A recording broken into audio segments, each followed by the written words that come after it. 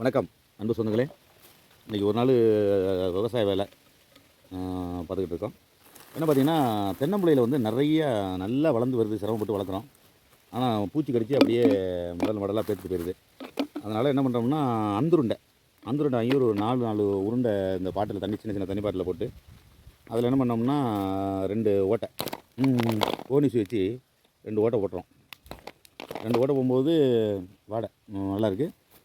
தென்னம்பிள்ளையில் நம்ம கட்டிட்டோம்னாக்க ஓரளவு பூச்சி கடிக்காதுன்னு சொன்னாங்க. பல முயற்சி பண்ணிக்கிட்டு இருக்கோம். இருந்தாலும் யார் எல்லா சொல்லத்தையும் கேட்டுக்கிட்டு இந்த மெத்தடு நல்லா தான் தெரியுது. அதனால் இன்றைக்கி ஒரு 2 கிலோ அந்துருண்டை வாங்கி இந்த பாட்டில் போட்டு அடைச்சிக்கிட்டு இருக்கேன். இன்றைக்கி முழுக்க தோப்பு வேலையாக போயிட்டு, ஏன்னா தென்னம்பிள்ளைலாம் வாங்கி ரொம்ப சிரமப்பட்டு நம்ம பண்ணிக்கிட்டு இருக்கோம்.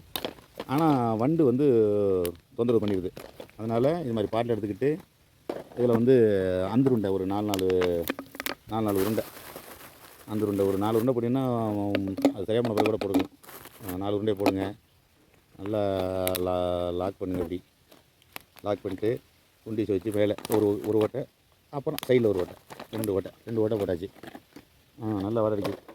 நம்மளுக்கு தான் லைட்டாக தான் அடிக்குது. ஆனால் அந்த பூச்சிகளுக்கு வந்து ஒரு நல்ல ஒரு பாதிப்பு இல்லாமல் இருக்குன்னு சொல்லியிருக்காங்க. இன்றைக்கி தான் அதை ட்ரை பண்ணுறேன். பார்ப்போம் எப்படி இருக்குது கண்டிஷன் அப்படின்னு. அழகாக அந்த சணல் வாங்கிட்டு வந்திருக்கேன். சணல் அது வந்து அப்படியே பாட்டிலில் கட்டி அழகா. ஏங்க இந்த பாட்டில் பொறுக்கிறதே நீ பெரிய பாடாக விட்டு நிறைய பேர் பாட்டில் பொறுப்பாங்க பார்த்துருக்கேன்.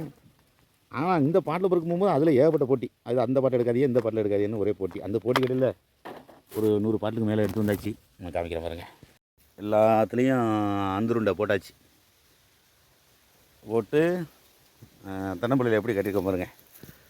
இப்படி இந்த நல்லா இருந்துச்சுங்க இந்த தென்னம்பிள்ளை. இங்கே பாருங்கள் குருத்தை எப்படி கடிச்சிருக்குன்னு. பெரிய வேதனையாக போயிட்டு அதோட தான் இந்த மாதிரி கட்டினோம்னா இந்த இதில் ஓட்டை இருக்குது பாருங்கள். இந்த ஓட்டை போட்டிருக்கோம்னா இந்த ஓட்டையில் அப்படியே காற்று வெளியாயிரும். ஒரு சின்ன இந்த இடத்துல வாடை வரும்போது தென்னம்பிள்ளைக்கு அந்த பாதிப்பு இருக்காதுன்னு ஒரு நண்பர் சொன்னார். அவர் சொன்னதை கேட்டு காலையிலேருந்து ஒரே மெனக்கட்டு வேலையாக போயிட்டுருக்கு. தென்னம்பிள்ளை போக தென்னம்பிள்ளை வாங்கி போட்டுக்கிட்டு தான் இருக்கோம். அந்த குடித்த கருத்தை பாருங்கள். இந்த தென்னம்பிள்ளை எப்படி கடிச்சிருக்கு பாருங்கள்.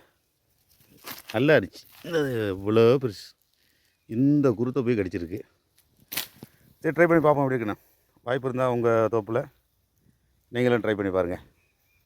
இன்னொரு தென்னம்பிள்ளைக்கு கட்டியிருக்கு. இந்த